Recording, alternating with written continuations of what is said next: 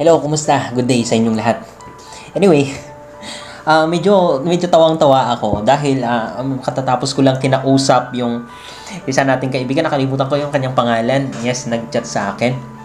Gusto niya daw akong kausapin dahil humihingi siya ng advice kung paano niya inisin yung kanyang ex or paano niya buwisite ng kanyang ex. Natawa talaga ako sobra. Anyway, hindi ko naman kayo bibiguin kasi ang sinagot ko sa kanya ay i-share ko din sa inyo sa video na ito, okay? Pero alam nyo na, bago natin ipagpatuloy, huwag nyo po sanang kakalimutan to hit the subscribe button at yung notification bell na din para lagi kayong updated every time na mag-upload ako ng panibagong video tulad nito. Let's go na mga katambahay.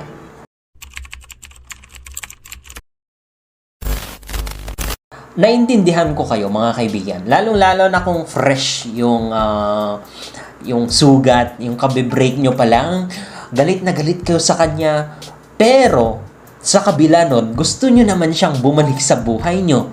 Gusto nyo siyang sakalin, buwisitin, inisin, saktan din, pero deep inside, gusto nyo siyang bumalik sa buhay nyo. Tama po ba? Ito pang mas masakit kapag blinak ka. Di ba? Sobrang sakit. Hindi mo alam kung anong gagawin mo. Napapraning ka na, nade-depress ka, nag-undergo ka ng anxiety. Okay. Ito ang sabihin ko sa'yo, kung blinak ka, hayaan mo na. Hindi ko alam kung bakit ang tanga mo. Kasi ayaw na nga ng tao sa'yo, bakit pinipilit mo pa? Dumidistansya na nga lang yung tao sa'yo, bakit pinipilit mo pa? Ba't ang tanga mo? Bakit? Sige, ako din lang ang sasagot. Kasi ganun talaga. Lahat naman tayo, naranasan na natin ang nagpakatanga. Lalong-lalo na't hindi natin alam kung anong approach ang dapat nating gawin. Ngayon, kapag napanood nyo tong video na to at nagpakatanga pa din kayo, ay talagang tangang kayo.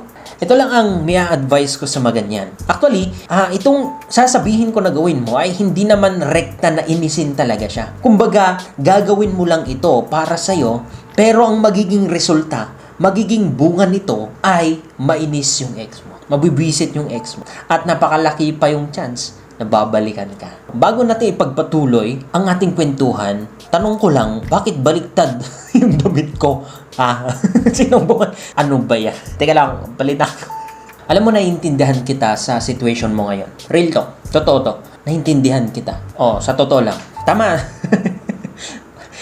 Parang hindi ako seryoso. Seryoso nga ako. Kailangan mo na labanan ang sakit. At ang sikreto nito ay ang kontrolin mo yung emotion mo para hindi mo ganun maramdaman yung sakit, para ma-diversify mo sa iba yung focus mo, para magawa mo ng tama yung i-advise ko or sasuggest ko na gagawin mo. Paano ba kontrolin ang emotion? Ganito.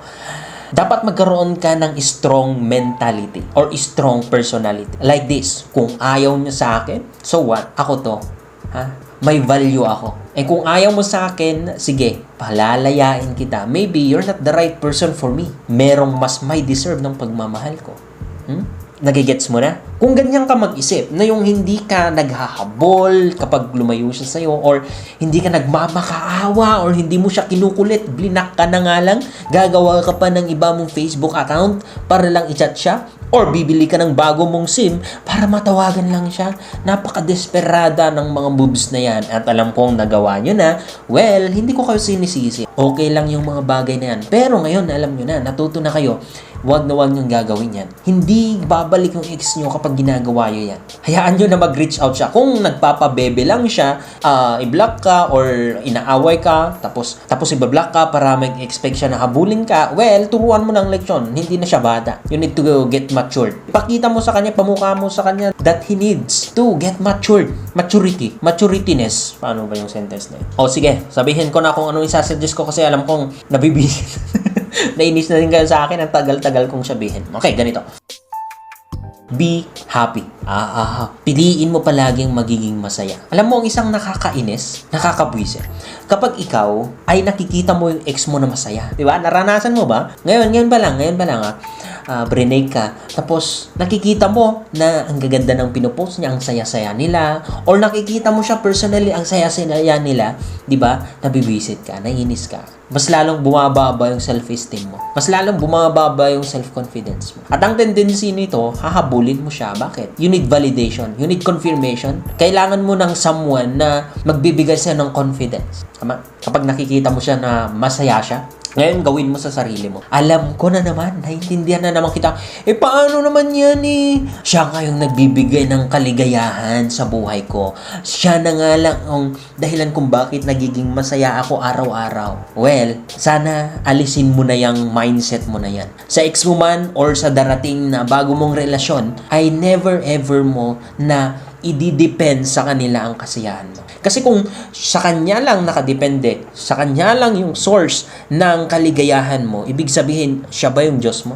Alam mo, ang pinaka source ng joy, ng happiness, ay yung nasa itaas. Si God. Doon ka maghugot ng joy mo. Kasi kung sa ibang tao, wala talaga. Madi-disappoint ka, masasaktan ka lang. Bakit? Tao tayo Hindi niya maibibigay lahat ng mga bagay kung saan magpapaligaya sa'yo. Kasi tao tayo. Pero kung sa kanya ka kumukuha ng lakas ng loob, sa kanya ka kumukuha ng joy, hindi ka madi-disappoint. Kaya ngayon, alam mo na, pipiliin mo palaging maging masaya.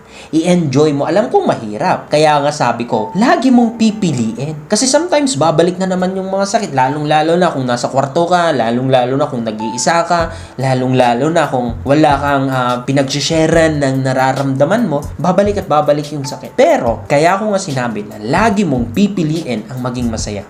At lagi mong pipiliin ang abutin yung mga pangarap mo, yung mga gusto mo sa buhay para maging successful ka. Sa mga paraan na yan, maniwala ka sa hindi. Kapag nakita ng ex mo na yan, pagsisisihan niyang lahat. Maiinis siya sa'yo. Baka ang nasa isip na ay ganito. Bakit ngayon ka pa naging masaya? Bakit ngayon ka pa na ganyan? Bakit ngayon ka pa na nag-excel? Bakit nung hindi pa tayo? Sige nga, balikan ko nga to. I-chat ko nga to. Ayaw mo nun? It's up to you kung gusto mo siyang balikan. Pero if I were you, kung hindi naman niya deserve, yung tipong niloko ka, pinaglalaruan ka lang, taking for granted ka lang sa kanya, wag mo nang balikan. Mag-move on ka na lang.